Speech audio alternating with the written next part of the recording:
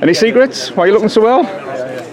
Just been training, eating right, and like I said, it takes time to get in proper shape. But I'm healthy. That's the main thing. So it's all good in a routine, and that's all you can do. Just look after yourself. Good man. Great to hear you, Peter. We're here in Newcastle Stadium. You're with Hughie and Savannah. Yeah. Been a frustrating year for both of them and yourself? Yeah, slightly. Getting fight dates, being let down with different dates and stuff like that. But now, this, it's happening. What they're saying to do, Sky Boxer, they're doing it. So he's got fights now. Both of them have come through this to fighting again in December. So couldn't ask for more. Can we start with Hughie? Yeah. It's not a gimme, is it, Christian Hammer? Of course it's not. We're not into gimme fights, and that's what we don't want. We want fighters like this, because these are the fights where, you need to be in fights where you're going to get tested, you're going to get wet, because if you don't, where you going in the sport? Yeah. Is it the first step of Hughie really making a move in the heavyweight division now? I don't think so. I think he was also a serious threat. The other one before that, Marius Wack, the guy was all 6'9", 20 stone. We all know Wack, he's a training fanatic. He definitely come to win that fight the same way. And Wack, I've seen Wack as a lot more dangerous a fight than this fight, to be honest. Because Wack can, he's got the right name, Wack, hasn't he? Yeah. So, like I said, always big fighters like that, when they're coming forward, not bothered at taking shots, walking through yours. And we know Wack's got a chin built on like foundations from the stadium. So, what do you do with fighters like that? So we're always going to pose problems. But Hammer, he's like he's a little bit of a box fighter. He's a rough and tumble fella. So yeah, I expect a good fight. If he gets through this, Peter, what's next? He'll fight again, God willing, he does come through this, Steve. He'll fight again in December. We'll look for somebody similar levels, if not even up again from... It just depends, let's see what happens Saturday and see where he's at. But for me, I think he's ready for anyone, really. So we'll look for getting another good fight in December. And and then next year we'll truck on again. But the main thing, what we want to do for Hughie, we're not going to have him waiting all about a belt. Them belts are tied up. Let the best fight the best, there's no problem. But it's like anything else. Anybody that's waiting in the queue and waiting for that fight, they can fight Hughie instead. Yeah. Because Hughie will be wanting to fight them. So they don't have to wait for world titles and wait for the opportunity. They need to keep fighting, so let's get the fights on. So Hughie will be there. You've almost preempted the next question. The belts are tied up at the top, Peter. So as a trainer, as a coach, how do you map out the next 12, 18, 24 months for a fighter like Hughie? I'll tell you what we do with a fighter like Hughie. Hughie needs to perform, look good in his fights, and that's it. And his time will come. I want Hughie to fight where, look, it's a belt, where people know they believe in this kid and think, look, he's done what he's done as a young lad. Look what he can do now as a young man. He's now proper heavyweight. He's ready. He's had vast experience, and I'm looking forward to the future for him. Is he in his prime now, Peter? Do you think? Yeah, definitely. He's turned that corner. It's going to be brilliant to see. I'm excited. I really am. Yeah. I'm excited because I know what he's capable of doing. So I'm excited about Saturday, because I think Saturday, people's going to wake up and see what he's all about. Last one on Hughie. Last time we spoke in depth about Hughie, you said you were making some adjustments to the way that he was throwing his shots. Has that been fully implemented now? Yeah, exactly. We've worked on a lot of stuff. Time in the gym. Everything's good with Hughie. So yeah, we're happy with everything. But look, talk's cheap. I've always said that. Let's get Saturday here, and let's all judge for ourselves. Yeah. Moving on to Savannah, our local girl. Yeah. She's got a fight on Saturday, but again, even in the press conference, the Clarissa Shields talk dominates, doesn't it? Oh, it's always going to do, because that's the biggest fight in women's boxing. So she's got to accept that.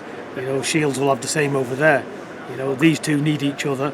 Like a gun needs a bullet. Yeah. So it is what it is.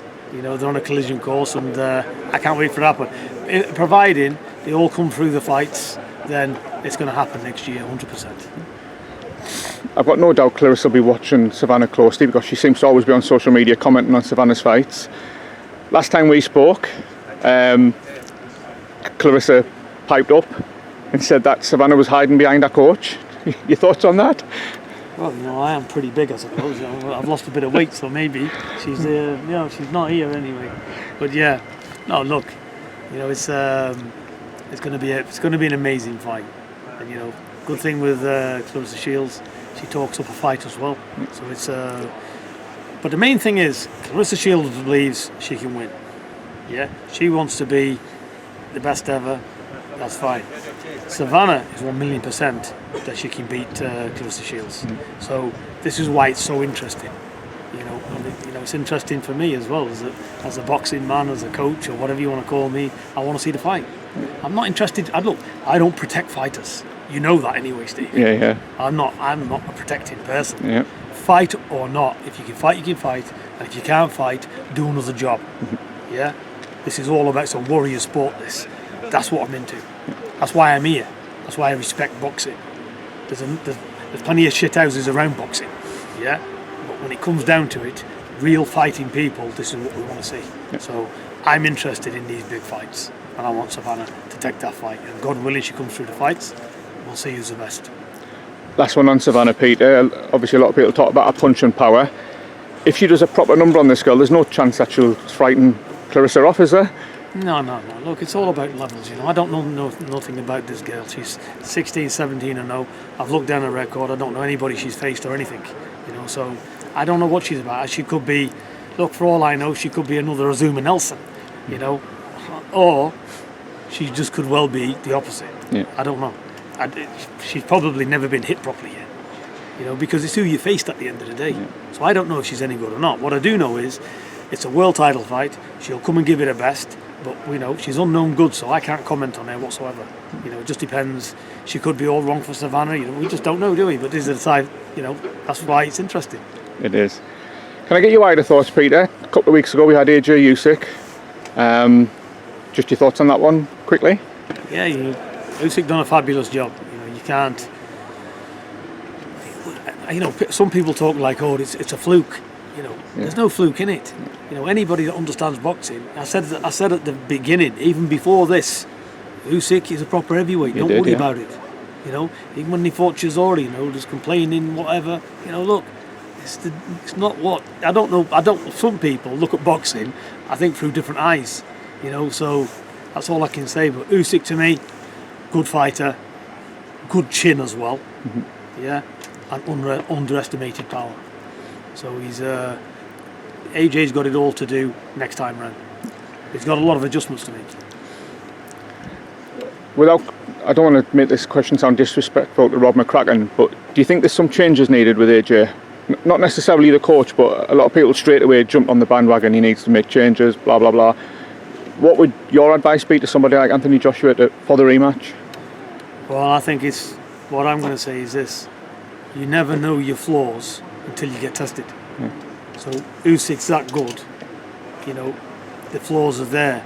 You know, it is what it is. We've seen a lot better Usyk as well than what we've seen in the past. Yeah. You know, he really stepped up to the plate, didn't he? Yeah. So you never know your flaws until you're facing it. This is why I say, you know, you've got to get wet. You know, because when the shit hits the fan and you're fighting world level opposition, you can get exposed to a degree because you're not prepared for certain things. But I think with Joshua, he's one of these. He's a good thinker. He'll go away. He'll evaluate it with his trainer, and you know they know what they got to do. But he has got several things to work on. And I can't have you here without talking about Vegas on Saturday night, Sunday morning. Your thoughts on that one? I thought it was a fabulous thing. You know, it was all art. You know, and that's it. You know, it was a good fighting man spirit. He beat him hands down with everything really. Yeah, forget the knockdowns or whatever. He was always going to get up from them. But he won that convincingly, and you know you can't ask for any more than that. It was a brilliant tear up really. They've got to give Wilder his credit because he did hang in there. We need to wrap up, mate. Last one, Peter Few. You've got Savannah world champion. Do you think in the years ahead you'll have 2 world champions? 100%. If I didn't, I wouldn't be here. I've got better things to do. There you are. We'll wrap that up there. Thank you, Peter Few. You're a star. And you, Steve. Good to see you. God bless you, mate.